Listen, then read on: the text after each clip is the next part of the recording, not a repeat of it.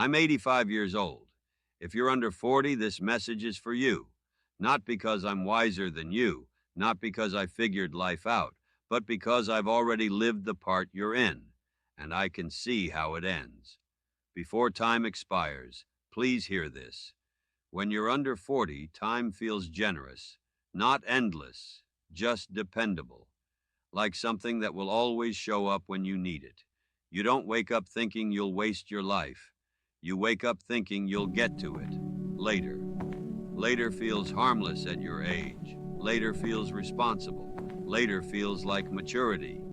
You tell yourself you're being patient, that you're waiting for the right season, the right stability, the right version of yourself. I told myself the same things. I'll slow down once things settle. I'll take that trip when work is lighter. I'll be more present when I'm less stressed. I'll fix that relationship when there's more time.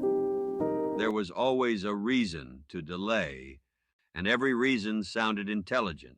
What no one tells you is this: time doesn't leave in dramatic moments. There's no announcement, no warning, no countdown on the wall. It leaves quietly. It leaves in ordinary weeks you barely remember, in years that feel productive but empty, in routines that repeat so often they start erasing memory instead of creating it. One day you look back and realize you didn't choose how those years were spent. You just let them happen. And that's the danger. Not failure, not mistakes, not even wrong decisions. The real danger is unconscious living. Time is very patient with that. It will let you drift for decades without interrupting you. And then one day, without drama, you realize the freedom you thought you had was actually time you already used.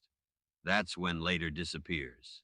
Not because time was cruel, but because it was honest. People think they'll miss money when time runs out, or opportunities, or the version of themselves that never fully arrived. That's not what goes missing.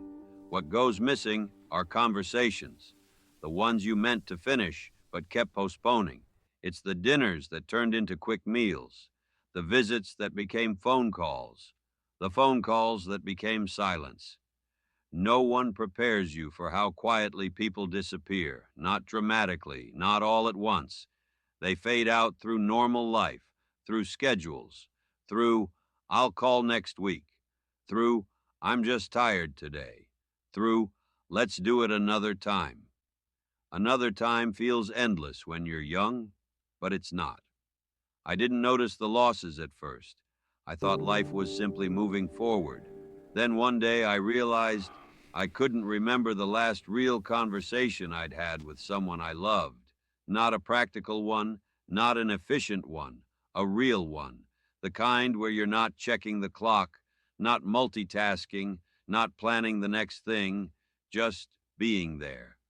That's what time steals first. Presence, not people. Your attention to them. And once presence is gone, memories don't form properly. Years pass, but nothing feels solid when you try to recall them.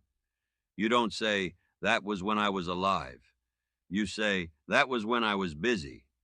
At 85, what hurts isn't what I failed to achieve. It's what I failed to notice. The faces I saw every day, but never fully looked at. The moments I rushed through, thinking they were ordinary. They were not ordinary. They were the whole thing, and they don't come back. Time doesn't take life from you. It takes the parts you didn't pay attention to. Let me tell you something that sounds responsible but is often dangerous. Being busy feels like progress. It feels like purpose. It feels like adulthood. It feels like you're finally doing what you're supposed to do. No one questions busy. No one interrupts busy. No one asks busy what it's costing. I spent most of my life busy. Busy building, busy planning, busy fixing, busy becoming someone I thought I needed to be. And every year, busy promised me the same thing. Just get through this phase, then you'll have time. That phase never ended. It simply changed names. Work became responsibility. Responsibility became obligation. Obligation became identity. Eventually, I didn't know who I was without something urgent to solve. Busy kept me moving, but it also kept me away from conversations that didn't feel productive, away from moments that didn't seem useful, away from people who only wanted presence, not performance. I told myself I was providing. I told myself I was being strong. I told myself I was doing it for them. But the truth was simpler. I was afraid to stop, because stopping would have forced me to notice what I was missing. Busy is comforting. It gives you structure. It gives you excuses. It gives you a reason to delay life without admitting you're delaying it. At 85, I can say this clearly. Busy didn't ruin my life, but it quietly replaced it. Not with failure, with noise. And noise is far more effective at hiding loss than silence ever was.